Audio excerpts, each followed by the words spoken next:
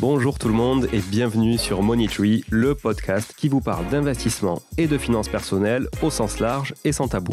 Je suis Julien Calamotte, investisseur passionné et auteur du livre à succès S'enrichir grâce à l'immobilier. J'avais envie de partager ma façon d'investir, forcément, mais également de découvrir avec vous de nouvelles façons de faire fructifier notre argent. C'est pourquoi j'ai créé ce podcast pour y recevoir des invités qui nous partagent leur savoir et leurs expériences en toute simplicité. J'espère sincèrement que les échanges que je vais avoir avec l'invité du jour vont permettre d'enrichir vos connaissances autant que les miennes. Je vous souhaite une excellente écoute. Bonjour à tous, bienvenue sur cet épisode du mercredi avec un invité encore différent aujourd'hui, mais que certains d'entre vous connaissent déjà et que moi je connaissais bien avant de le recevoir sur le podcast Money Tree, puisque c'est quelqu'un qui m'a déjà reçu, je ne sais pas, ça devait être en 2021 peut-être, sur un des premiers Finari Talk. Salut Mounir. Salut Julien. Donc je reçois Mounir Lagoun, comme vous avez pu le lire sur la description de l'épisode d'ailleurs, le fondateur et le boss aujourd'hui de Finari. Finari, on prononce comment au final ? On prononce comme on veut. Comme on veut, ça dépend de là où on se trouve. Voilà, ça dépend du pays. Moi je dis Finari, Ouais. et tu vois, je pensais avoir un nom très américain, et quand on est allé aux États-Unis, les Américains ils disaient Finery. Finery, ok. Donc tu vois, Ok. moi je m'attendais à Finery, mais en fait non, Ouais, même pas du tout. Bon, Donc ok. moi je suis très français sur ça. Bon, Finari, ok. Bon franchouillard, ça marche. Mounir, je suis ravi de te recevoir sur le podcast parce que, comme je disais, tu m'as reçu et franchement, j'avais kiffé faire ce talk avec toi sur l'investissement immobilier. C'était pas les tout débuts de Finari, mais c'était quand même, on était dans les early stage, on va dire, de Finari. C'était avant votre levée de fonds, c'était avant que, aujourd'hui, voilà, t'es une grosse équipe comme ça. Je crois qu'à l'époque, vous étiez juste peut-être 3 ou 4 voilà, personnes. C'était très chouette. Je faisais partie des premiers utilisateurs et j'étais franchement assez halluciné par l'outil à l'époque, qui aujourd'hui est 10 fois plus bodybuildé que ce qu'il était, et je me suis dit qu'il fallait absolument qu'on partage ça aux oreilles de tous, à tous les auditeurs et auditrices de Money Tree. Donc je vais te laisser peut-être te présenter d'abord et puis nous expliquer ce qu'est Finari et pourquoi aussi tu as voulu créer tout ça. Top. Merci en tout cas de me recevoir, et c'est vrai qu'on a quand même pas mal échangé depuis toutes ces années, et je me souviens d'une anecdote, je sais pas si tu t'en souviens, mais nos premiers échanges, c'était parce qu'on venait d'implémenter les emprunts sur Finari. Et toi, tu avais plein d'emprunts un peu bizarres, avec plein de trucs, des paliers, du prêt gigogne. Et donc, on avait débugué plein de cas. Et, oui, parce que je ne retrouvais pas les tableaux d'amortissement. Parce que tu n'arrivais pas à retrouver les mêmes valeurs. Et du coup, c'est vrai que, en fait, concrètement, ton feedback de l'époque, il a profité à des dizaines de milliers de personnes depuis qui ont pu, évidemment, éviter tout ça et avoir les calculs juste en automatique. En tout cas, c'était un plaisir, et tu vois, c'est ce que j'aime chez Finari aussi, c'est cette communauté qu'il y a autour, le forum. Alors moi, j'y suis plus suffisamment actif, tu vois, mais c'est vrai qu'il y a ce forum, cette communauté qui fait évoluer le produit. J'ai l'impression de manière aussi importante que les devs que vous avez en interne, quoi. C'est vraiment le retour utilisateur et les besoins utilisateurs, et c'est de ça que vous vous inspirez. Et je trouve que toutes les boîtes devraient faire ça aujourd'hui, c'est-à-dire s'inspirer des utilisateurs avant d'essayer de pousser un service et d'en faire un flop, quoi. Exactement. Je pense qu'il faut répondre à des problèmes, à des vrais problèmes. Il faut résoudre des problèmes pour les utilisateurs. Il faut demander aux utilisateurs quels sont leurs problèmes. Il ne faut pas forcément leur demander la solution, parce que des fois, elles sont bonnes, des fois, elles sont moins bonnes. Mais en tout cas, il faut les impliquer dans le processus. Et c'est vrai qu'aujourd'hui, nos utilisateurs, c'est nos fans. Et nous, on est fans de nos utilisateurs parce qu'on a créé un lien. Et il y a beaucoup de choses dans le produit qui sont directement inspirées de ce qu'ils nous ont demandé. Et peut-être pour expliquer ce qu'on fait, et d'où on vient aussi. Donc Finari, c'est une application web et une application mobile qui permet de suivre tout son patrimoine de façon automatique et hyper simple. Donc concrètement, on va pouvoir connecter 20 000 banques et plateformes d'investissement, ajouter toutes les classes d'actifs, donc l'immobilier évidemment qui t'est cher, mais aussi les cryptos, les métaux précieux, l'investissement en start-up que tu as peut-être fait. Évidemment, ça c'est la partie active, mais il y a aussi la partie passif avec les emprunts, mais aussi tes cartes de crédit.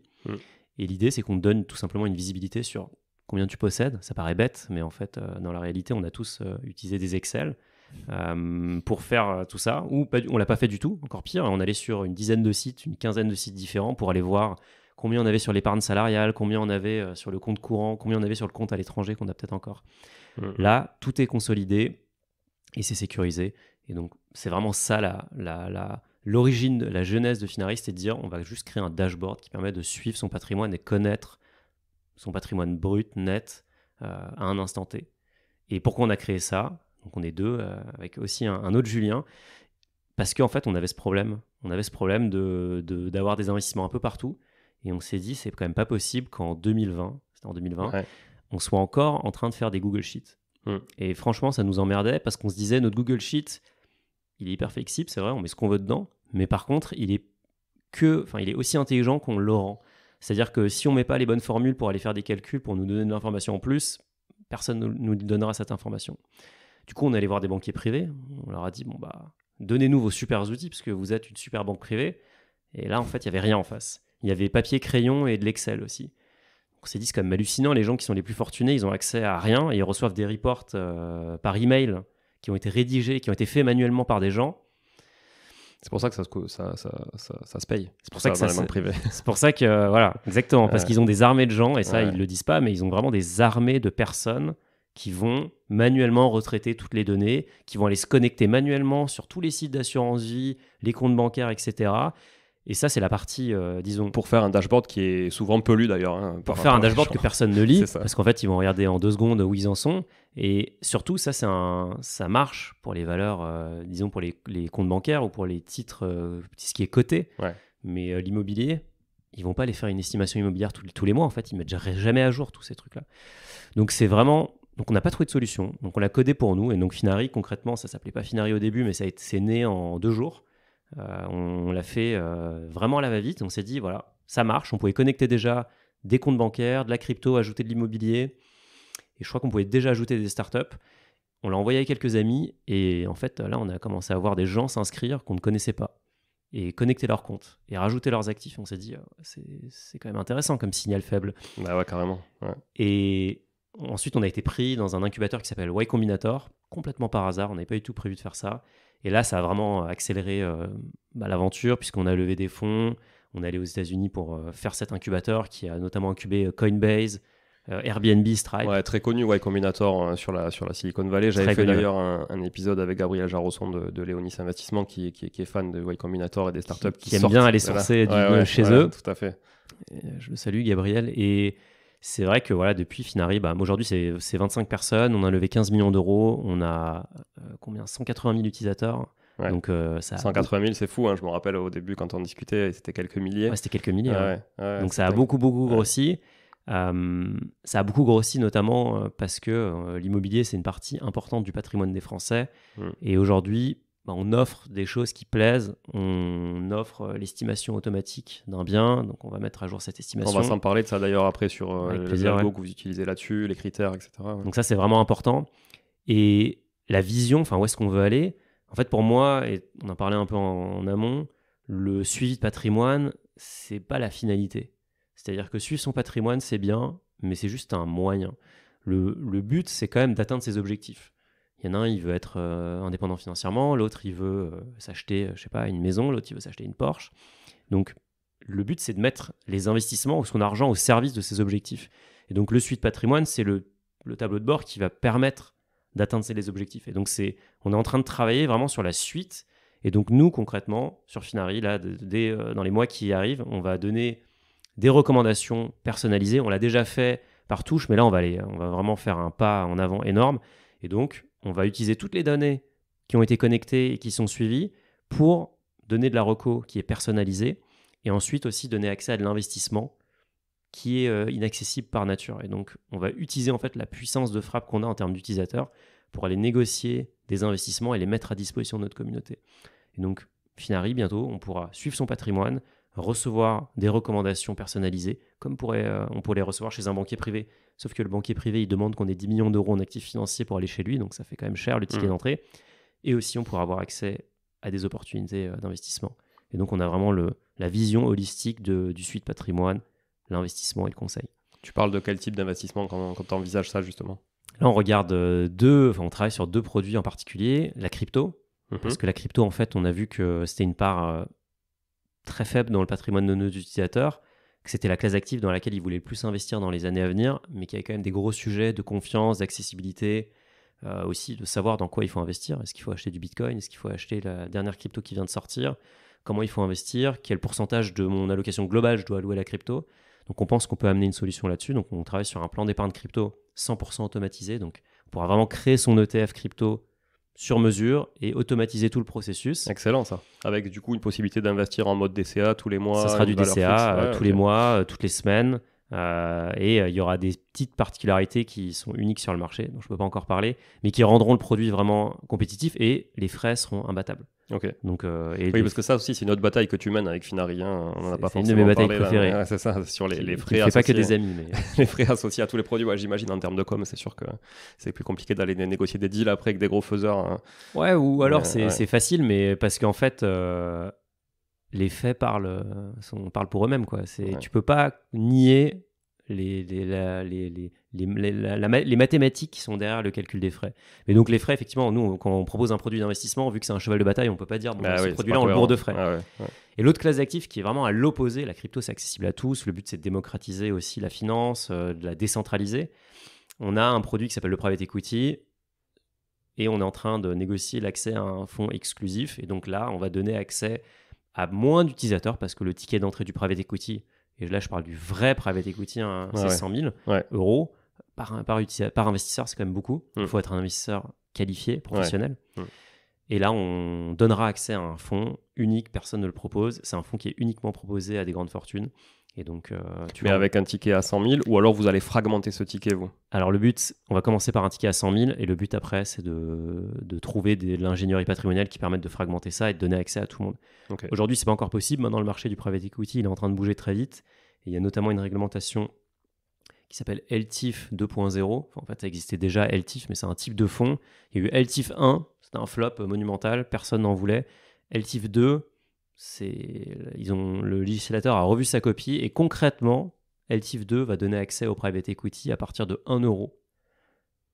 Il faut juste que le fonds soit labellisé LTIF. Okay. Et il y a déjà tous les grands managers, BlackRock, tous les gérants de la place qui sont en train de labelliser leurs fonds. Est-ce que ça va marcher? On ne sait pas. C'est pas encore live en fait. C'est quelque chose qui est en préparation, mais ça devrait partir d'ici la fin de l'année. Mais en tout cas, c'est une innovation qui pourrait être majeure, vu que concrètement, on pourra accéder à des top fonds à partir de 1 euro.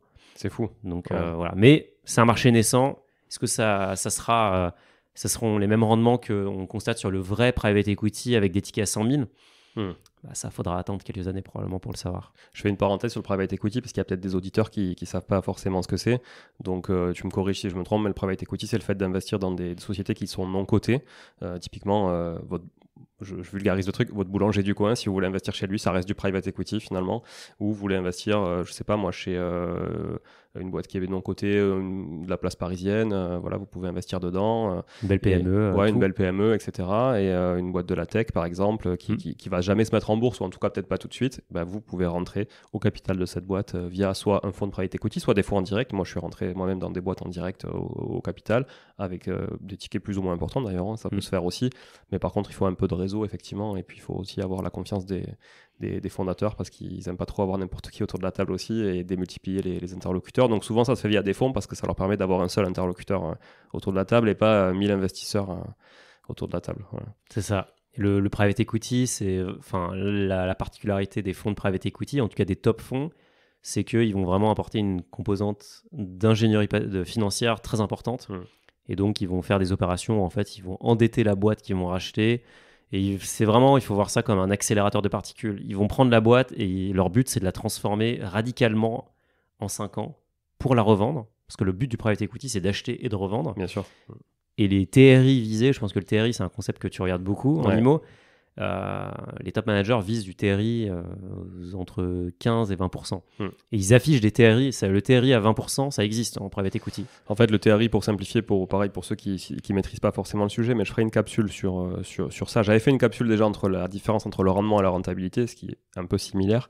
Le TRI, c'est le taux de rendement interne et ça vous permet juste de calculer un rendement annualisé à une horizon donnée, en prenant en compte notamment tous les flux, mais également les plus-values latentes à la sortie. Donc ça demande un peu de spéculation, et voilà, parce qu'il faut se projeter. Il faut avoir des hypothèses. Voilà, mais vous pouvez le faire en IMO. Si vous achetez un bien à 100 000 et que vous prévoyez de le revendre en 10 ans 150 000, c'est 50 000 de marge là. Elles vont venir réintégrer un taux de rendement interne, qui n'est pas le cas si vous prenez que le taux de rendement qui est très court-termiste, puisque vous prendrez que les loyers. Mais je vous invite à réécouter la capsule, je ne sais plus quel numéro, mais rendement vs rentabilité, mais c'est très intéressant. Et effectivement, ça te permet de comparer clairement, par exemple, combien de rendement tu as sur tes fonds propres en immobilier, par exemple, quand tu investis 50 000 dans un projet immobilier par rapport à si tu les investissais dans du private equity ou simplement sur ton PEA sur un ETF, quoi. Voilà. Exactement. Et je pense que le private equity, ça fait un peu rêver, tout le monde en parle en ce moment. Ce qu'il faut quand même prendre en compte, c'est que c'est une classe d'actifs qui n'est pas liquide. Comme tu l'as dit, c'est une boîte privée. Donc en fait, on ne peut pas dire du jour au lendemain, bah, tiens, maintenant j'ai envie de la vendre. Tu ne maîtrises pas ta sortie. Tu ne maîtrises pas la sortie. Ce qu'il ne faut quand même pas oublier, c'est que, et ce que je dis tout le temps, c'est que le patrimoine, il faut voir ça comme une pyramide. Une pyramide, on ne la construit pas en commençant en haut, on commence par le socle. Et donc on monte progressivement. Et la base d'une pyramide, c'est déjà de gagner plus qu'on ne dépense. Une fois qu'on a ça, on a des finances saines. Ensuite, il faut se constituer un matelas de sécurité pour, en cas de coup dur, pouvoir parer aux éventualités. 3-6 mois de dépenses, ça dépend en fonction de l'appétence au risque. Et après, la base d'une stratégie patrimoniale, c'est immobilier et actions. Et franchement, si on fait déjà ça, on peut monter un patrimoine à des millions, voire des dizaines de millions d'euros et jamais avoir besoin de faire du private equity. Le private equity, c'est l'apanage des grandes fortunes parce que, effectivement, ça rapporte beaucoup plus. Mais quelqu'un qui a quelques centaines de milliers et quelques dizaines de milliers d'euros, franchement, il n'a pas besoin de parler private equity parce que le TRI du marché action, il est énorme. On est sur du 9-10% depuis 100 ans. Et en plus, c'est un marché liquide. C'est-à-dire, le jour où on a envie de sortir du marché, on clique et on a le cash. Ça, c'est sûr. Ça a une valeur, surtout dans un marché comme le marché actuel, où la liquidité a quand même une prime. Ouais, c'est vrai.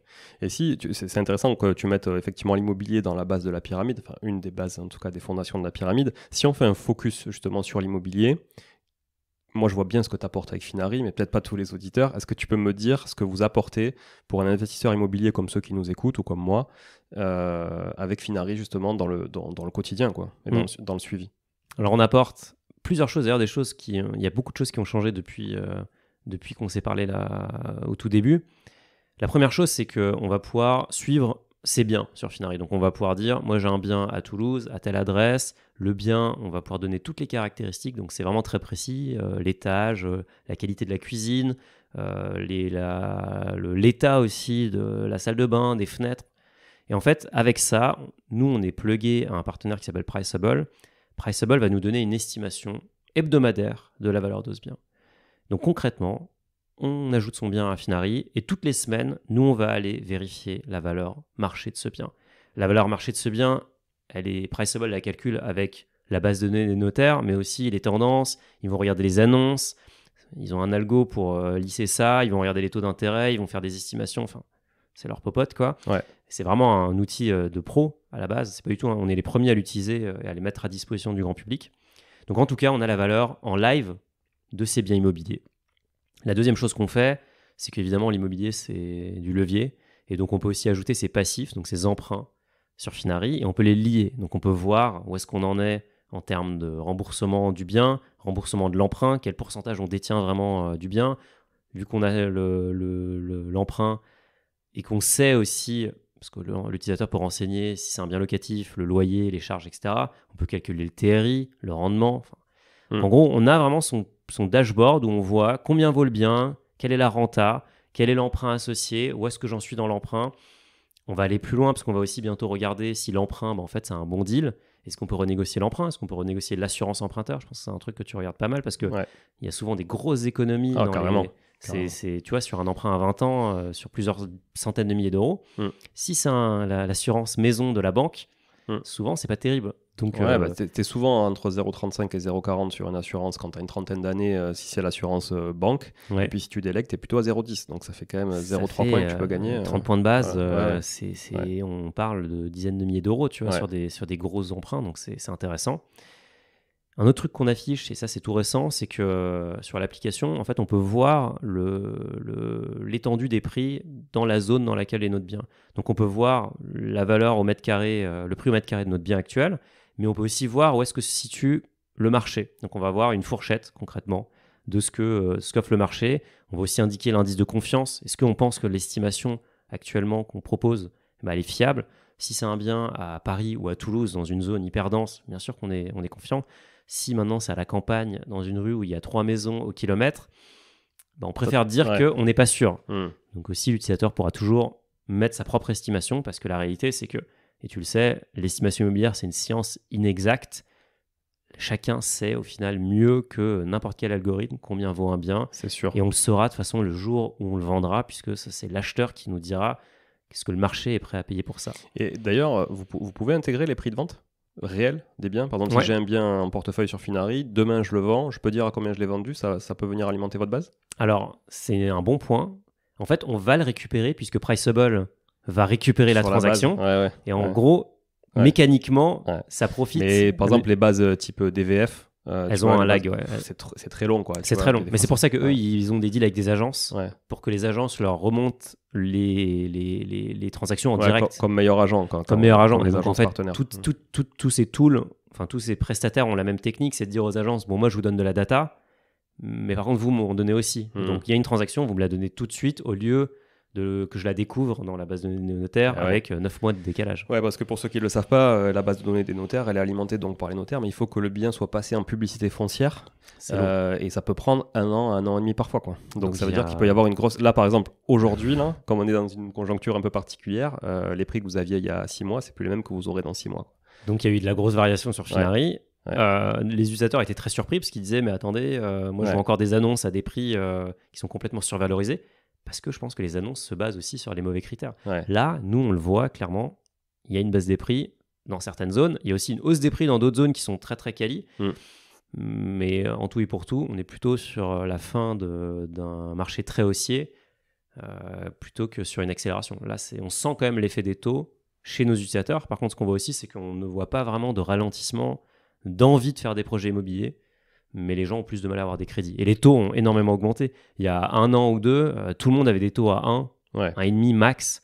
Aujourd'hui, les taux, les emprunts qui rentrent en ce moment sur Finari, c'est du 3%. C'est du 3, 3,5, et donc ça n'a plus rien à voir. Et tu vois, je l'ai calculé pour des clients qu'on accompagne. Là, je fais beaucoup de simulations et j'ai calculé que grosso modo, si tu empruntes sur 20 ans, ça te coûte aujourd'hui à peu près 100 € de plus par tranche de 100 000 €. 100 € de plus par mois par tranche de 100 000 €. Donc, t'imagines ta mensualité, elle passe de peut-être 400 à 500, quoi. Tu vois, c'est quand même monstrueux, quoi. Ça veut dire que si tu as eu un cash flow à 100 € sur ce bien-là, aujourd'hui, il est juste absorbé juste par l'augmentation des taux. Bah, tu vois, c'est marrant parce que j'ai fait une opération il y a 2-3 ans. Et d'ailleurs, je l'ai détaillé sur Twitter parce que je raconte un peu aussi l'envers du décor.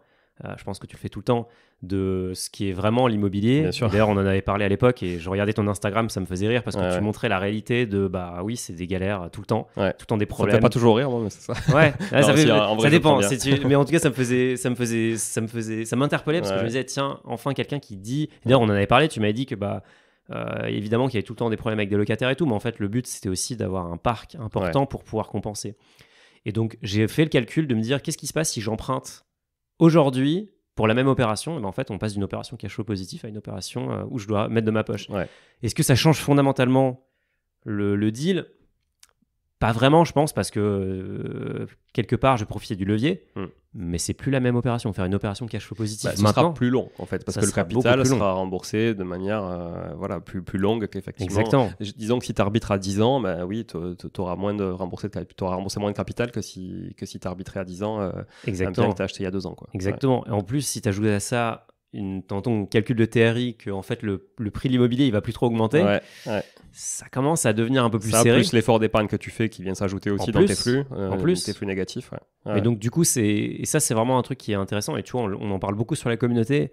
Et franchement, je le dis tout le temps. Et d'ailleurs, toi, tu l'avais très bien expliqué durant le talk qu'on avait fait. C'est qu'il n'y a pas de solution magique. Si tu veux faire de l'immobilier rentable, il faut que tu ailles transformer un bien. Et si tu mets un intermédiaire qui va t'accompagner, bien sûr que tu auras moins de rentable, mais en même temps, tu travailles moins. Donc, si tu veux faire l'immobilier le plus rentable, ce que tout le monde veut faire, tous les primo-investisseurs veulent faire l'opération la plus rentable du siècle, ok, mais il faut que tu sources le bien toi-même, il faut que tu fasses les travaux toi-même, il faut que tu fasses le locataire toi-même, il faut que tu le trouves, que tu prennes le risque d'aller dans une ville où c'est pas forcément très tendu, donc tu as plus de risque d'illiquidité à la sortie, plus de risque de vacances locatives aussi, plus de risque de typologie des locataires un peu moins sexy. Enfin, tu vois, ça va souvent aussi avec. Hein. C'est tout un écosystème. Tout est lié. Et c'est souvent ce qu'on dit. Tu vois, ce qui est assez intéressant, c'est qu'on pense que le marché, surtout le marché action, il est un peu fou, quoi. Il fait un peu n'importe quoi. Les prix, on ne sait pas trop si c'est vraiment réel. Mais non, en fait, le marché, il est hyper efficient. Donc, si le marché immobilier aujourd'hui, il price un bien à 200 000, c'est probablement parce que c'est la vraie valeur, parce que en gros, c'est ça la réalité du marché. Et donc, le marché est très efficient. Par contre, en immobilier, je pense qu'il y a une prime à l'expertise qui est énorme. Oui. Et en plus, on a la chance quand même.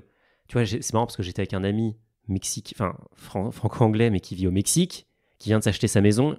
Et il me demandait c'est quoi les taux en France en ce moment. Je lui disais 3, il me disait mais c'est 3, c'est génial. Moi, j'emprunte à 10. J'emprunte à 10 dans un pays en plus qui a une monnaie instable, etc. Donc, il faut quand même pas oublier. Et en plus, c'est taux variable. Donc, il ne faut pas oublier que nous, on a quand même à 3, un système de taux fixe qui est magique.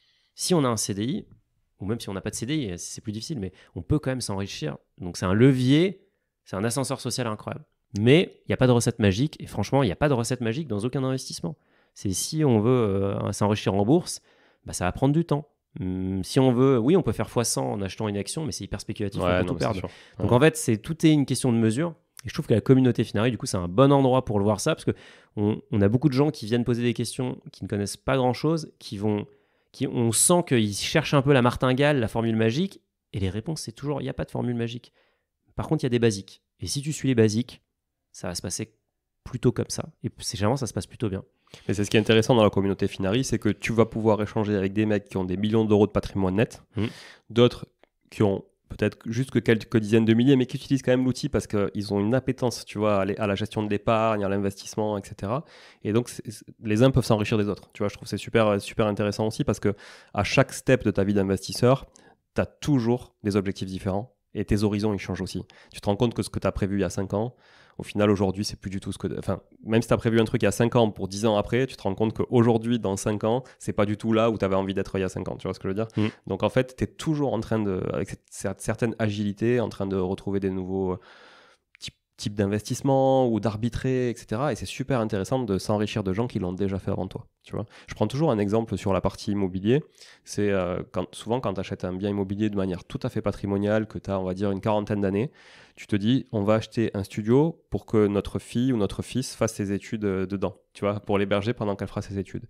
Et ça, tu te rends compte qu'en fait, ça n'existe quasiment jamais. Pourtant, on a tous, tu vois, en tête des gens qui ont fait ça, qui ont voulu faire ça pour les enfants. Oui, comme ça, peut-être que ça pourra servir, on l'aura payé, on ne paiera pas le loyer pour elle quand elle fera ses études et tout ça. Mais en fait, c'est pas vrai. Tu vois ce que je veux dire ? Et donc, c'est une preuve que ce que tu avais prévu au départ, c'est jamais ce qui arrive au final. Voilà. Et ça, moi, je le vois tous les jours sur la partie immobilier. On est sans cesse en train de réajuster des stratégies pour notre propre compte, mais aussi pour le compte de nos clients, quoi, très clairement. Il y a un truc qui est pas mal sur Finari, que je trouve sur la partie immobilier, pour moi, qui détient des biens en nom propre, qui détient des biens avec des SCI, avec des SAS éventuellement, etc., c'est de pouvoir fragmenter tout ça maintenant dans l'outil, ce qui n'était pas le cas effectivement au tout début. Pas du tout. Mais c'est normal, hein. Le but c'est que l'outil soit évolutif, parce que s'il avait été super puissant au départ et qu'il ne se passe plus rien après, c'est pas non plus l'essence même d'un outil. Hein, on aurait mis 3 ans à le sortir, tu vois, au lieu de 3 jours. Déjà, et puis qu'est-ce que vous apportez après comme évolution aussi, tu vois, c'est toujours, rien. Voilà. Et surtout, on n'aurait pas su qu'il fallait faire ça. Parce que c'est toi qui nous as dit, moi j'ai besoin de ça. Et en fait, quand il y a 1000 personnes qui disent la même chose, tu dis, ouais, c'est un signal fort. Plutôt que de te dire dans ta petite chambre, en fait, moi j'ai tout compris au marché, voilà ce que veut le marché. En fait, ça, c'est une grosse boîte. Ils sortent le produit, c'est un flop parce qu'ils ont parlé à personne. C'est exactement tu regardes ça. les banques, ce qu'elles sortent comme produit, c'est Orange Bank. Regarde Orange Bank. Ils se sont dit, on va refaire une banque, on va expliquer aux petites startups comment on fait une banque, une néobanque. Ça, c'est un flop qui a coûté des milliards parce qu'ils n'ont jamais parlé à un utilisateur. Ils n'ont jamais posé la question, qu'est-ce que tu veux en fait ? Donc pas mal d'évolutions depuis le début. Mais ça, c'est très chouette, tu vois. Moi, j'ai créé un pool famille, tu vois. Donc, il y a ma femme qui détient des biens en nom propre, il y a mon fils qui détient des parts sociales de la SCI, il y a moi qui suis là, puis il y a aussi une consolidation famille, parce que c'est intéressant, bien tu sûr, vois, de consolider au niveau famille, parce que souvent, quand tu investis en famille, c'est quand même un objectif commun, tu vois, avec des horizons, des objectifs communs.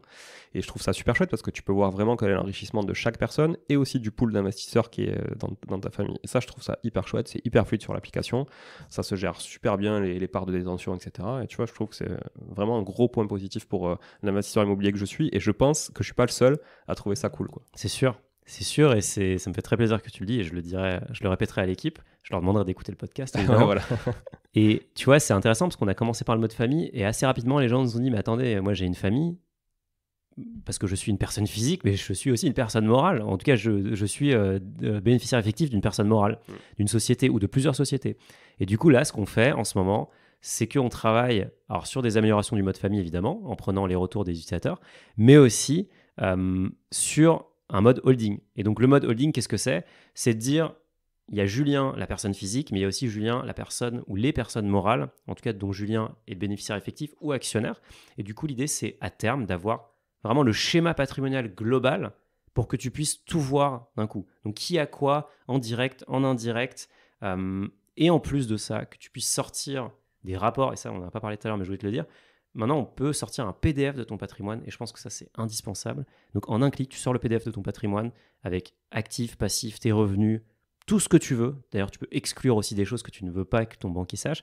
Mais en gros, tu vas donner ce rapport patrimonial à ton banquier pour qu'il puisse t'octroyer un crédit. Parce que quand tu fais un crédit, je pense que tu en as fait des milliards, le banquier va toujours te poser les mêmes questions, il va te demander la liste de ton patrimoine, il va te demander les contrats d'assurance vie, les machins, les trucs. Une fiche patrimoniale, la fameuse fiche patrimoniale. La fameuse fiche patrimoniale, chaque banque. Alors, tu vois, nous, on s'est dit, bon, bah, il doit y avoir un format standard. Non, en fait, il y a un milliard de formats, c'est n'importe quoi. Donc, nous, on a créé notre standard. Tu peux le générer en un clic. Quand il y aura aussi le mode holding, en fait, tu pourras non seulement générer l'état des lieux de tes finances, mais aussi le schéma de tes sociétés pour que ton banquier, mais aussi ton comptable, ton avocat puissent, eux, faire leur travail derrière. Donc, en gros, on veut vraiment aider l'utilisateur et l'investisseur pour qu'il soit mieux équipé et qu'il là, il y a l'essentiel et qu'il ne passe pas du temps à faire des choses comme ça, comme remplir une fiche patrimoniale pour la banque X ou Y. Ça, c'est vraiment génial parce que, d'ailleurs, sur le talk, j'avais partagé mon organigramme, tu vois, qui a pas mal évolué encore depuis. Qui a beaucoup interpellé. Voilà. Alors, je pense que l'organigramme de Julien Calamotte, tu vois, on me le demande à peu près 3 fois par jour, donc c'est incroyable, même maintenant encore, hein, c'est un truc. Mais mais il a évolué, je pourrais te le mettre à jour si tu veux. Mais c'est chiant sur YouTube, on peut pas trop mettre les vidéos. Non, mais partager sur notre communauté, ça serait trop marrant. Mais voilà, après, bon, en tout cas, ça ne concerne que moi, hein, je veux dire, c'est mon truc, hein, c'est pas, je suis ni fiscaliste, ni juriste, etc. Mais en tout cas, j'ai construit ça.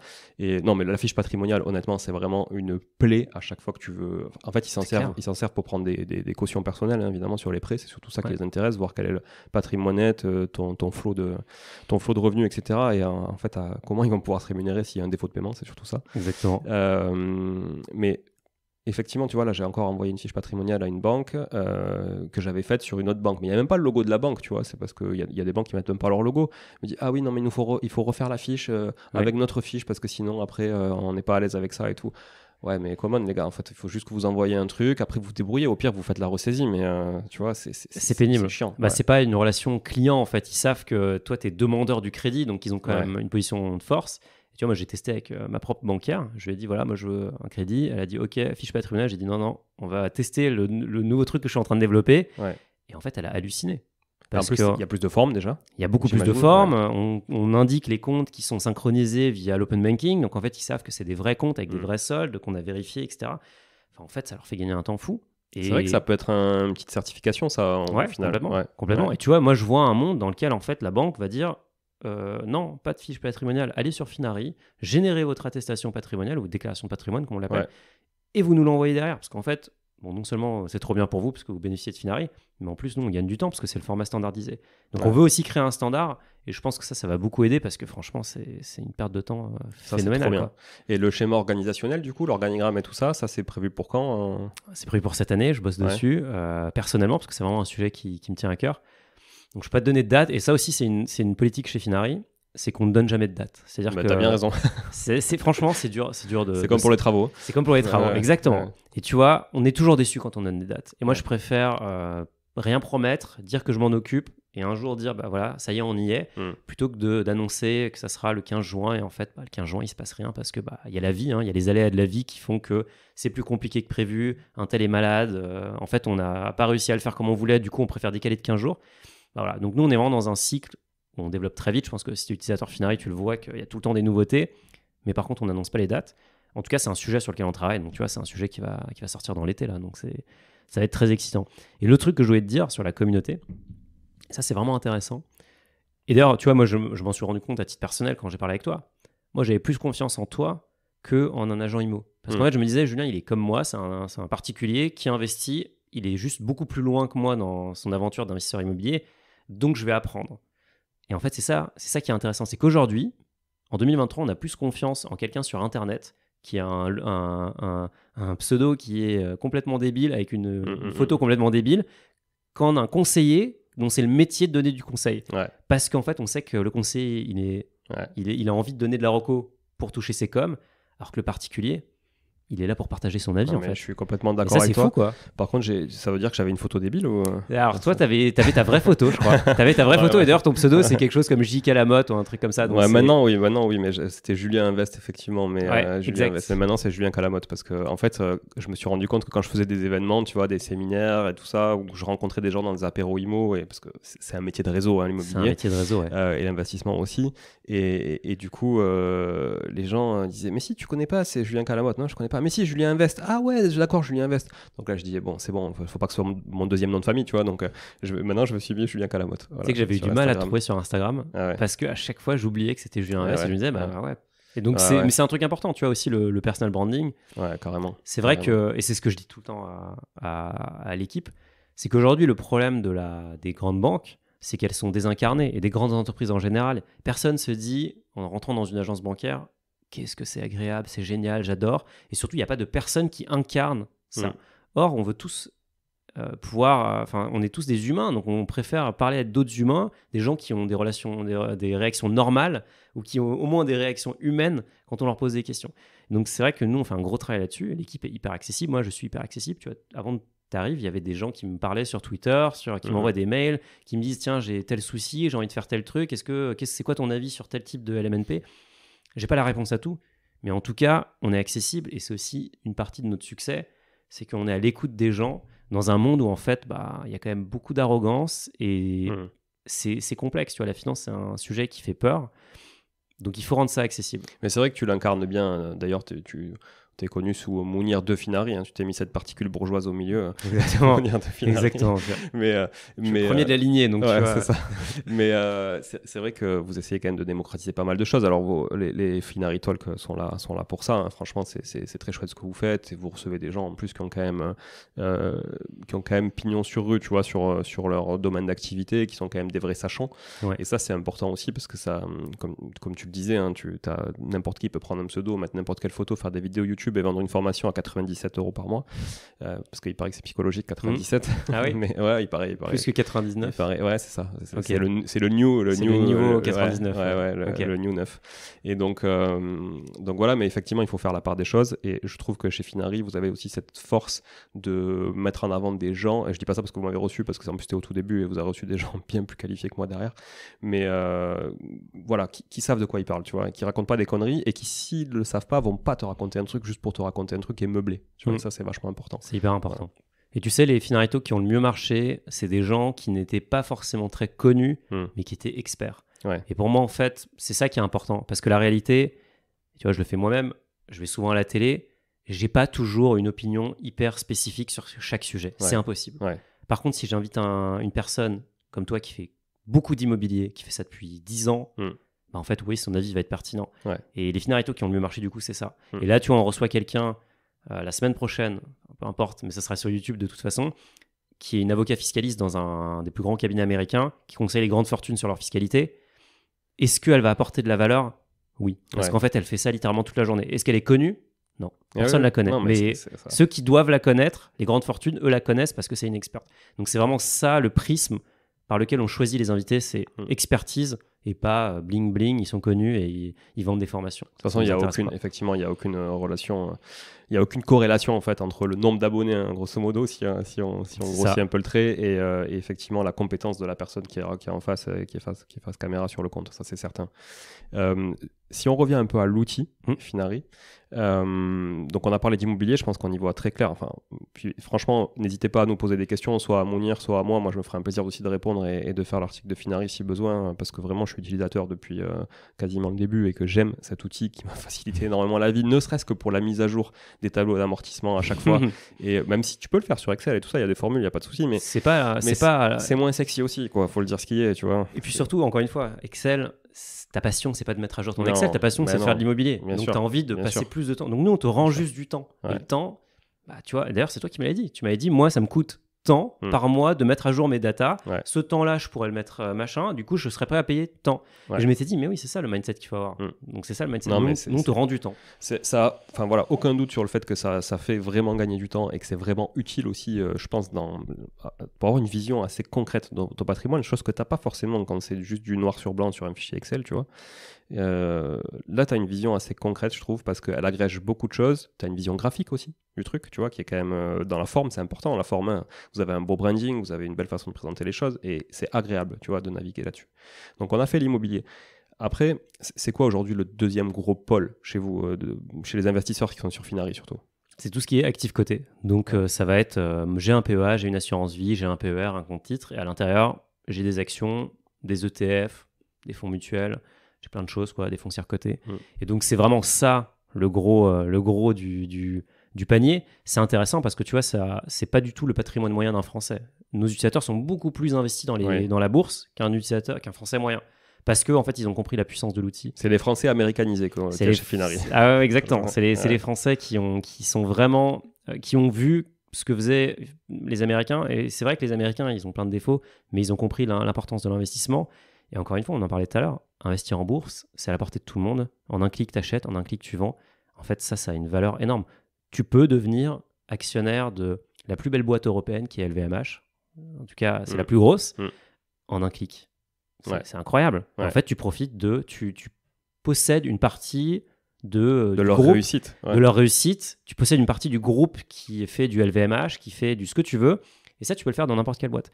Et donc ça, nos utilisateurs l'ont compris. Et donc, ce qu'on voit au sein de ce groupe-là d'actifs, cette classe d'actifs, c'est qu'ils ont vraiment compris deux choses. C'est que, d'une part, quand on investit de façon fiscalement optimale. On n'investit pas pour défiscaliser, on investit en optimisant sa fiscalité. Et donc, ils ont du PEA, ils ont de l'assurance vie. Je pense que tu fais partie de ces gens-là parce qu'en fait, ils veulent gommer les plus-values à la sortie et ils ont des ETF. Ouais. Et ça, c'est vraiment l'autre point important. Les ETF, c'est des fonds qui vont répliquer des indices comme le CAC 40, le S&P 500, le Nasdaq, l'Eurostock 50. Et donc, ils vont ni plus ni moins faire exactement la performance du marché pour des frais très bas. Sauf que le marché, en fait, tout le monde veut battre le marché, mais le marché, déjà, c'est imbattable sur le long terme. Même les professionnels n'y arrivent pas. C'est prouvé, il y a plein d'études, notamment l'étude Spiva, qui prouve ça chaque année, qui est juste un carnage pour les géants d'actifs. Donc, c'est le métier. Donc, déjà, faire la performance du S&P 500, même faire la performance du CAC cette année, c'est génial. En fait, le CAC, c'est une machine. C'est l'indice qui fonctionne le mieux en Europe en 2023, quand même. Et bien ça, c'est accessible à n'importe qui pour des frais ridicules, en un clic, dans un PEA. Et donc c'est ça, tu vois, le gros qu'on a sur Finari, c'est ce suivi-là. On en a parlé dans un épisode avec Édouard Petit, d'épargnant 3.0. Le pape des ETF, lui, il est à fond là-dessus. Effectivement, on a fait vraiment un sujet spécifique ETF. On en a parlé aussi sur la gestion pilotée avec Yomoni, avec Sébastien. Et du coup, c'est vrai que l'ETF, c'est vraiment un sujet très accessible pour qui veut investir en bourse sans y connaître grand-chose. Et l'avantage de Finari, c'est que vous pouvez agréger toutes les plateformes qui vous permettent d'acheter les ETF. Si tu en as sur un compte titre de Giro, tu peux. Si tu en as sur Bourse Direct, sur Yomoni, si tu en as sur Boursorama, etc. Voilà, tu peux effectivement tout agréger. Et c'est ça aussi la force du truc, c'est que tu as un seul endroit, une seule interface pour tout voir, quoi. Et tu as même la partie épargne salariale, épargne retraite, tout ce qu'on oublie un petit peu. Les grands-parents qui ont ouvert un compte il y a 15 ans pour une assurance vie, en fait, tu peux la connecter aussi. Ouais. Et vraiment, tu vois, c'est assez marrant. Quand j'ai créé Finari, moi, je me suis souvenu que j'avais des comptes parce qu'en fait, j'ai repris tous les papiers, les rapports, c'est les trucs que tu reçois tous les ans, que tu mets dans un classeur. J'ai ressorti les trucs, je me suis dit, mais en fait, j'avais oublié que j'avais ce truc-là, littéralement. Donc cet argent, je l'aurais probablement oublié. Ouais. Donc j'ai au moins la vision. Et en plus, on va pas juste montrer la donnée de façon bête. On va te dire, bah, tu as un PEA, tu as une assurance vie, tu as un PER, tu as tout ce que tu veux. Mais en plus, on va te donner les dividendes que tu touches sur tous ces actifs-là. On va te donner les dividendes que tu as touchés, mais aussi on va les projeter pour donner une vision sur tes cash flows à venir. Notion importante aussi pour l'immobilier. Ouais. On va te donner l'exposition sectorielle, on va te donner l'exposition géographique. Depuis cette semaine, en fait, c'est même pas sorti, mais à partir de très bientôt, sur l'application, tu auras ton score de diversification sectorielle et géographique. Donc, on va te dire, attention, tu es trop exposé à tel pays, tu es très exposé à tel secteur, tu pourrais rééquilibrer avec telle ou telle manière. Donc, on va vraiment t'accompagner là-dessus. Donc, on va vraiment utiliser ta donnée pour te donner ce qu'on appelle des insights et pas simplement te dire t'as tant sur tel compte. Ça, c'est la valeur de base, mais en fait, on va beaucoup plus loin. Donc, on rend la donnée intéressante et intelligente. Ouais, c'est ça qui est fou. Tu peux le faire sur la bourse, tu peux le faire sur les boîtes de crowdfunding, donc financement participatif. Ouais. On parlait tout à l'heure, avant que je vienne te rejoindre ici, j'étais avec François Carbone, fondateur d'Anaxago. Moi, j'ai travaillé beaucoup avec WeSeed aussi, et tout ça, toutes ces plateformes, vous les agrégez, agrégez aujourd'hui. Donc, tu peux aussi avoir une visibilité sur toutes tes obligations que tu as. Tous les projets. Financement participatif et tous les projets qui vont avec. La crypto, du coup, on en parlait tout à l'heure, vous agrégez quoi? Tous les exchanges à peu près? Tous les gros exchanges, les wallets aussi, wallet Bitcoin. Type Ledger, donc vous vous connectez à Ledger Live et vous... En fait, on va se connecter directement à la blockchain. Ledger Live, si tu veux, c'est l'interface qui va te permettre d'utiliser ton wallet. Mais c'est comme, je veux dire, tu restitues la même info que tu as sur Ledger Live. Tu restitues exactement la même info, tu restitues même plus parce qu'en fait, on va aller bien au-delà de Ledger Live puisque tu vas avoir un Binance à côté de ton wallet Ledger, à côté de peut-être ton MetaMask. Donc en fait, à tout ça, on gère, je sais pas, 35 blockchains. Donc il y a vraiment, il y en a pour tous les goûts. Et ça, c'est une partie importante. Et tu vois, en fait, c'était aussi une des raisons d'ailleurs pour laquelle on a créé Finaris, parce qu'à l'époque, nous, on disait, nous, on a de la crypto, c'est comme ça, comme ça, comme ça. Et les gens à qui on parlait, les banquiers, ils nous disaient, mais la crypto, nous, on regarde même pas, ça nous intéresse même pas. Donc, si tu veux, c'était même pas dans leur logiciel que ça existait.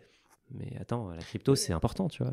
T'avais une bonne partie d'utilisateurs crypto, non, au départ d'ailleurs, de Finaris, il me semble. Ouais, c'était très communauté crypto. C'était beaucoup plus que ça l'est aujourd'hui, parce qu'aujourd'hui, on a plutôt des utilisateurs qui sont monsieur et madame tout le monde. Mais en tout cas, la partie crypto, elle était très importante au début, parce que on était aussi les premiers à dire, on peut te mettre un MetaMask à côté d'un compte Crédit Mutuel, à côté d'une épargne salariale Amundi, à côté d'un bien immobilier. C'est des mondes différents quand même. Avant, il fallait aller sur 4 plateformes pour voir ça. Là, tu l'as au même endroit.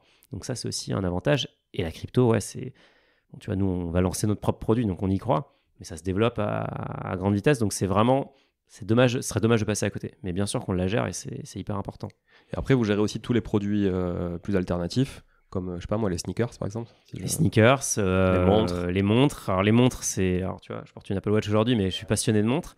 Ce qu'on a aujourd'hui sur les montres, c'est génial, puisqu'on a à peu près 100 000 références sur Finari, et donc tu peux ajouter, je sais pas, une Audemars Piguet, une Royal Oak, 15202, avec, je sais pas, tu as un cadran bleu et c'est de l'acier. Ah ouais, vous allez aussi loin que ça? On a ce détail de référence, et du coup, on a aussi une estimation de la valeur de la montre, on a une photo de la montre, et ça c'est bête, mais en fait, la réalité c'est que la plupart des gros investisseurs de montres, elles sont au coffre, et ils les portent jamais.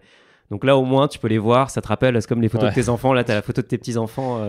Vous allez la chercher où, l'estimation? Alors nous, c'est vraiment notre secret maison. C'est qu'aujourd'hui, on a créé un outil qui permet de valoriser des actifs comme des actifs cotés, comme LVMH, comme un ETF, mais aussi comme une montre.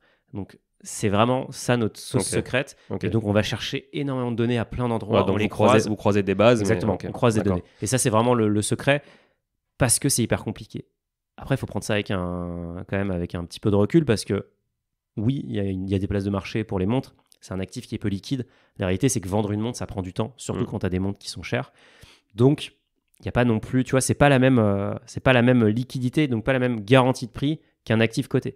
Et c'est pour ça qu'on en revient au point de dire qu'un actif coté, s'il vaut 200, tu cliques sur un bouton, tu touches 200. Et ça a vraiment une valeur. Ouais, alors qu'effectivement, tu vois, je reprends les termes d'Arnaud Dubois, qui est donc un des cofondateurs de Matisse Club. Oui, sur l'art, c'est l'art plus extrême. Et qui effectivement te dit, l'art, c'est un marché d'offrants. Ben, les montres, c'est pareil. C'est-à-dire que si personne veut vendre sa montre, t'as pas de marché, en fait. Si personne veut vendre sa montre, il n'y a pas de marché. Et donc, il n'y a pas de prix. Si t'as pas de prix, il y a des montres. Alors, on va parler des modèles qui sont vraiment très chers, mais il y a des montres où il y a 3 exemplaires dans le monde. Si les 2 autres sont dans un coffre ou perdus, comment tu sais quelle est la valeur? Et ben, en fait, c'est l'offrant, effectivement, qui définit. Donc, bien sûr que c'est un marché difficile. Après, c'est pareil. Les montres, on me demande souvent est-ce qu'il faut investir dans les montres, est-ce que c'est indispensable? Si on reprend la pyramide, c'est tout en haut. C'est tout en haut. Donc, si tu as envie de faire de la montre, pour moi, et d'ailleurs, je l'ai aussi expliqué sur mon Twitter, c'est de la passion. Il faut vraiment voir ça comme un investissement passion. Si on est intéressé par les montres, franchement, il faut y aller, mais il faut partir du principe qu'on ne va pas gagner d'argent. Et c'est beaucoup plus intéressant de le faire comme ça et de s'intéresser aux montres, à l'histoire des grands horlogers, aux mécanismes, plutôt que de voir ça comme un truc purement spéculatif parce que franchement c'est hyper compliqué, il y a des pros qui sont beaucoup plus forts que tous les investisseurs particuliers, alors que si on y va avec l'angle passion, comme pour les sneakers, comme pour tout, tu vois, l'art aussi, je trouve que ça remet un petit peu d'émotionnel dans ta stratégie d'investissement où en fait comme dans l'immobilier, il faut être très, très détaché, quoi. Quand tu achètes un bien locatif, il ne faut pas que tu te projettes dedans en disant est-ce que j'ai envie d'y vivre. Non, c'est un produit.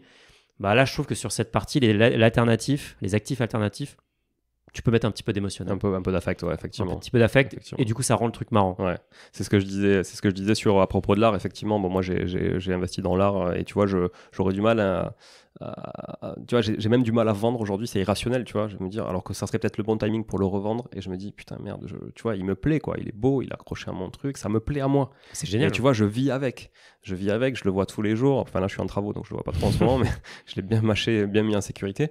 Mais tu vois, quand je vais le remettre au mur, là, dans quelques semaines, je me dis, ouais, j'ai envie de vivre avec. Et donc, tu vois, c'est là où tu n'as plus le côté rationnel de l'investisseur, tu vois. Ouais. Donc, ouais, je comprends tout à fait. D'ailleurs, ça m'intéresserait beaucoup de faire alors, autant sur l'art, on a fait des sujets, mais tu vois, sur les montres, donc, si tu as quelqu'un à me recommander, ce sera avec plaisir. Écoute, j'ai plein de gens à te recommander. Ouais. Moi, j'ai reçu Romain Réa, qui est vraiment, je pense, le plus grand expert montre en France. C'est le président d'une maison d'enchères qui s'appelle Antiquorum, qui est la plus vieille maison d'enchères française. Romain, je pense qu'il a vendu des milliers de montres. Il peut te raconter une histoire. Il est passionné par les montres militaires. Donc c'est simple, tu lui dis montre militaire, tu le retrouves 4 jours plus tard, il est toujours en train de parler, il te raconte des histoires et c'est passionnant. Ouais, intéressant. Il est incroyable, il est partout, tu vois, c'est vraiment un expert. Donc, franchement, et tu vois, un autre sujet, je cherche quelqu'un depuis un moment et franchement, j'arrive pas à avoir des retours. Pourtant, il y a un max d'influenceurs là-dessus sur les sneakers. Ouais, je connais moins, mais c'est très très difficile. Et c'est pareil, tu vois, les sneakers. Ce qu'il faut quand même voir dans tous ces marchés, c'est que, et les montres, j'ai eu la chance de voir un peu l'envers du décor, notamment via des gens comme Romain, mais aussi en allant directement dans les enchères, en allant dans les grandes ventes à Genève. Parce que tu es passionné de ça. Parce que je suis passionné par ça, parce que j'ai des amis qui sont passionnés, qui sont beaucoup plus riches que moi aussi, et donc ils ont des moyens. Donc j'ai accédé à des trucs, et j'ai vu aussi que c'était des marchés qui sont quand même contrôlés par très peu de gens. Ouais. C'est-à-dire qu'aujourd'hui, le vrai marché d'une montre, les sneakers, c'est pareil. C'est des très gros collectionneurs, c'est des très grosses fortunes, c'est les vendeurs aussi, enfin les revendeurs qui franchement manipulent le marché, il faut bien le dire. Ouais. Donc tu vois, typiquement les sneakers, je me souviens que quand les Dior Jordan étaient sortis, je connais des gens, en fait ils avaient déjà une allocation sûre parce que juste ils dépensent 200 000 euros par an chez Dior depuis 20 ans. Donc forcément ils les appellent, ils leur disent vous en voulez une. C'est comme les Birkin chez Hermès pour les sacs. C'est pareil. Donc en fait ces gens-là, tu vois, c'est quand même eux qui contrôle le marché. Donc, il faut toujours prendre ça quand même avec un peu de recul. Il faut se dire, on reste un petit poisson où il y a dans une mare où il y a des requins ou des baleines qui peuvent, comme la crypto d'ailleurs aussi, qui peuvent vraiment faire bouger les prix dans un sens ou dans l'autre. Mais ce qui est sûr, c'est que si on y va avec le truc passion, franchement, c'est hyper intéressant. Oui, c'est l'investissement plaisir, clairement. C'est un investissement plaisir. Et tu vois, toi, tu dis que ton tableau, t'as pas envie de le vendre, mais c'est trop bien. Parce que concrètement, moi, j'ai aucun affect vis-à-vis de mes ETF. Je m'en fiche. C'est purement financier. Mais par contre, effectivement, heureusement que je peux contrebalancer ça. Parce que sinon, et c'est aussi un peu le message sur Finari, c'est que oui, il faut optimiser, mais il faut quand même rester rationnel. C'est-à-dire que tu peux pas tout optimiser. C'est-à-dire, si tu as envie d'investir dans des sneakers, c'est d'avoir 2% de ton patrimoine là-dedans. Est-ce que c'est la meilleure décision financière ? Probablement que non. Est-ce que tu devrais quand même le faire ? Oui, parce qu'en fait, t'es un humain, donc écoute-toi. Si c'est ton kiff et que t'aimes ça, évidemment. Voilà, exactement. Donc, faut pas non plus se limiter pour ça. Faut se laisser une poche. Tu vois, souvent, moi, je dis aux gens, vous faites votre PEA, votre assurance vie, dans laquelle vous mettez que des ETF et vous allez chercher vraiment la performance. Du long terme. Par contre, prenez-vous un compte titre dans lequel vous allez acheter les actions de boîtes qui vous plaisent. Ouais. Et tu vois, moi, j'ai une stratégie toute simple, c'est que j'achète les actions des entreprises dont je suis client. Ouais. J'adore tout ce qui est Apple. Bon, bah voilà, je suis actionnaire Apple. Même approche que toi. Voilà, mais tu vois, mais c'est une approche qui est hyper rationnelle. D'ailleurs, j'ai acheté des actions de Finari. Exactement, bah, tu vois, c'est encore mieux. Bientôt coté en bourse, j'espère. Mais franchement, c'est une bonne approche et c'est un petit peu ton sas de décompression. Et donc ça, on le voit vraiment qu'il y a beaucoup de nos utilisateurs qui ont 90% de leur poche actions, c'est de l'investissement long terme, purement financier. Mais après, ils peuvent pas s'empêcher quand même d'avoir un petit peu de Total, Air Liquide et des actions où ils font du stock picking pour aussi se faire plaisir. Ouais, c'est une belle conclusion, je pense, sur la partie action, ça c'est clair. J'aimerais bien, pour finir l'épisode, tu vois, que tu nous parles un peu de justement la projection de l'investisseur via Finari sur son patrimoine de main et ses objectifs de vie. Ouais, ça c'est une partie importante parce qu'en fait, ce dont on se rend compte, c'est que l'utilisateur, quand il va connecter son patrimoine, la première question qu'il va se poser, c'est où est-ce que j'en suis ? Est-ce que ce que je fais actuellement, c'est la bonne stratégie ?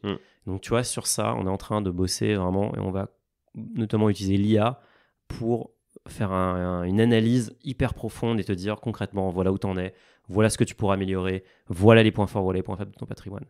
Après, une fois qu'il a fait l'état des lieux, il veut se projeter effectivement. Et donc là, la réalité, c'est qu'il y a des modèles mathématiques qui te permettent d'aller faire des simulations qui sont hyper précises. Est-ce qu'elles correspondent à la réalité ? Non, c'est basé sur des données passées, donc tu peux pas assumer que tu peux pas partir du principe que ça va se passer comme ça.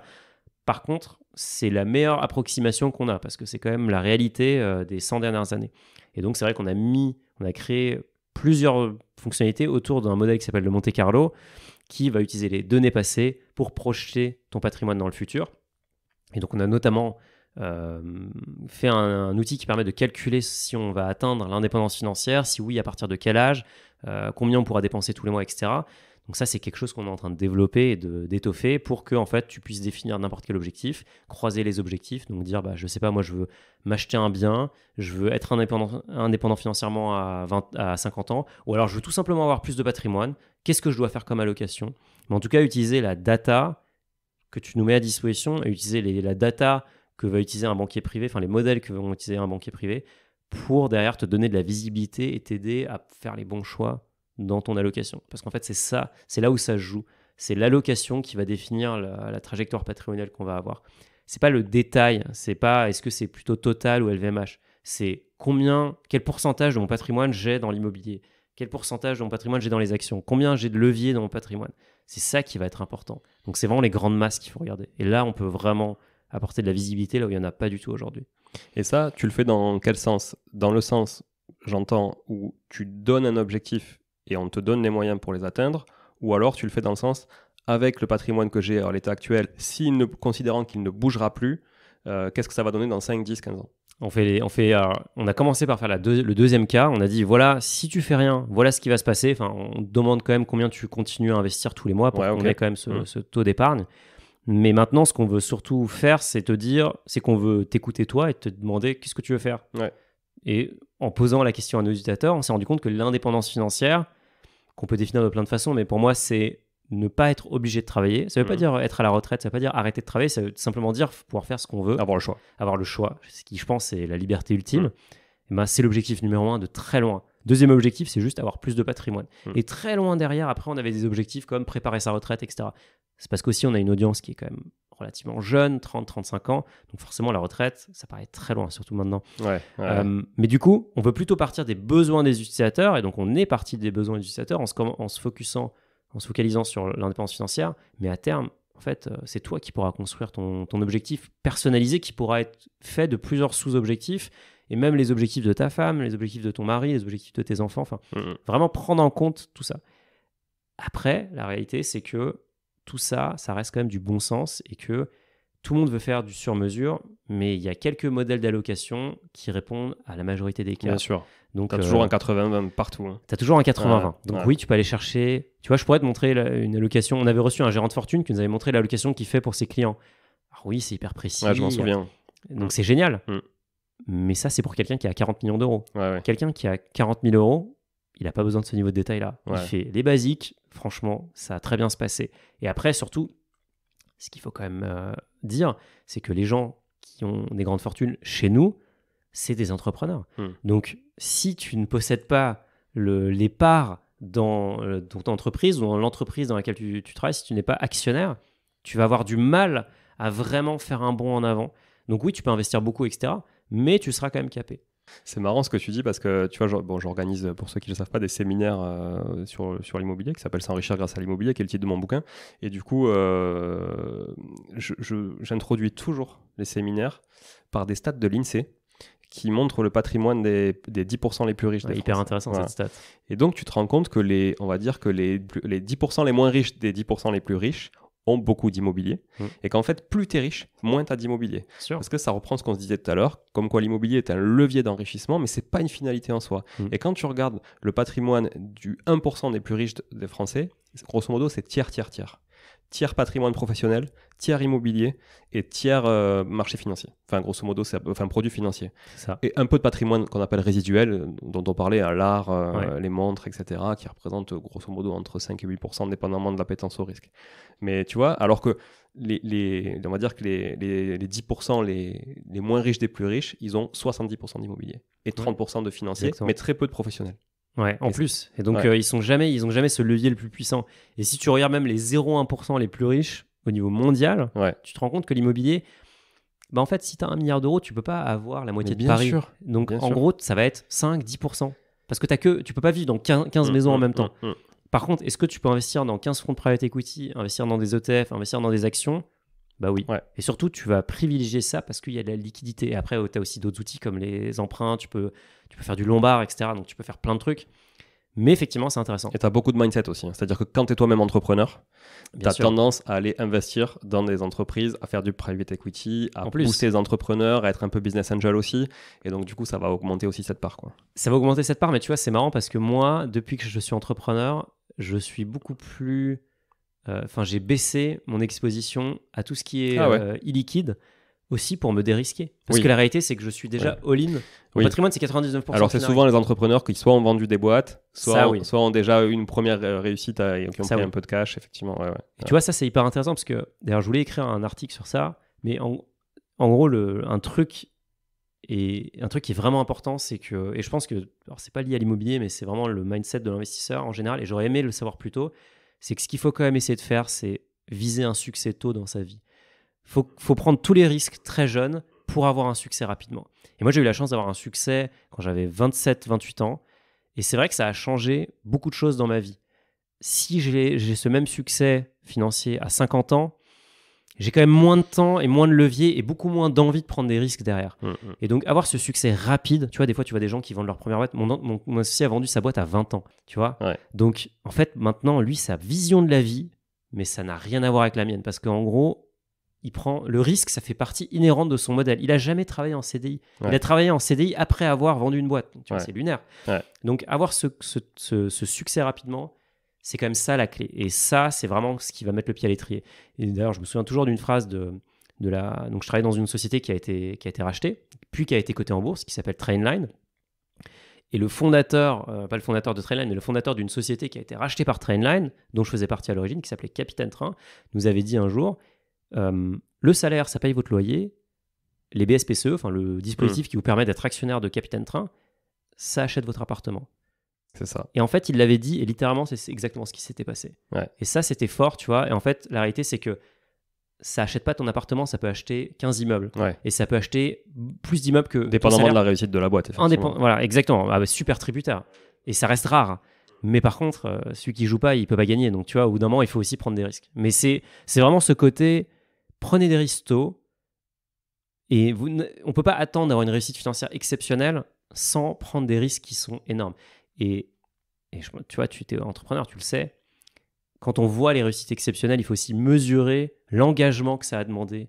Tu vois, les plus belles boîtes, on parle de Apple. Apple, ça fait combien de temps? Ça fait 40 ans que ça existe. Ça a failli couler 50 fois. Ils ont pivoté 1000 fois. Bah, Combien de fois ils ont douté? Combien de fois ils ont douté? Tous les jours. Tout le temps, tu vois. Et même encore maintenant, ils ont des doutes. Ouais. Donc, c'est aussi ça. Et ça, franchement, ça, tu peux pas le faire avec les actions. Tu peux pas le faire avec l'immobilier. Ça, c'est juste toi qui dois être maître de ton destin et piloter ta boîte. Maintenant, c'est pas pour tout le monde et c'est pas du tout un jugement, mais c'est ça la réalité. C'est si on veut vraiment faire le grand gap en termes de patrimoine, la meilleure façon, c'est encore d'être maître de son temps et de mettre son temps, de l'utiliser pour créer sa propre richesse avec sa boîte, profit, quoi. Ouais. Pour son propre profit. Ouais. Ouais. Belle conclusion en tout cas sur cet épisode qui était hyper riche. Franchement, j'ai super kiffé l'échange. Merci vraiment Mounir, c'était super chouette. Je pense que tout le monde est chaud pour aller sur Finari maintenant. Bah, j'espère. Est-ce qu'on leur dédie un petit code promo? Bah carrément, ouais. Avec plaisir. Ok, tu peux nous en dire un peu plus? Alors écoute, ce qu'on va faire, c'est qu'on va faire un code promo Monitry ouais. et on va offrir 20% sur l'abonnement annuel. Ok. Pourquoi il y a un abonnement sur Finari? Je pense que c'est important. C'est que vos données, elles vous appartiennent. Moi, je fais pas de pub. Moi, je vends pas les données à des tiers et je vous envoie pas des emails pour vous proposer des abonnements téléphoniques à 15 € par mois. Moi, je voulais communiquer sur tes 180 000 utilisateurs. Je peux pas, du coup. Tu peux. Mais du coup, tu vois, moi, je fais pas. En fait, j'ai envie de vraiment faire un business où nos intérêts sont alignés. Ouais. Donc, on s'est dit, qu'est-ce qu'on fait? On fait un abonnement. Si tu es content du produit, tu t'abonnes parce que tu débloques toutes les fonctionnalités. Tu vois, tu parlais tout à l'heure de la possibilité de voir sa famille, etc. Bah, ça, c'est une fonctionnalité premium.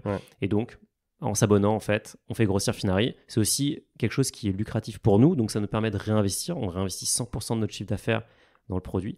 Et notre but, c'est de faire un géant européen.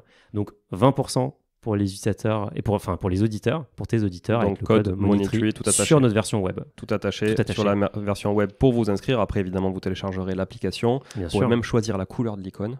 Exactement. Non, ça c'est pour tout. Ouais, c'est pour les premiums. Ça ça dépend du nombre de parrainages que tu as fait, mais toi, vu que tu es actionnaire, tu as une icône qui est spécifique. Ok. Et c'est combien l'abonnement par an? C'est 120 € par an. Ok. Moi, je le paye sans regarder, en fait. Donc, c'est pour ça que je... Bah, t'as raison. Pour le moment, ça veut souvent dire qu'on devrait augmenter le prix.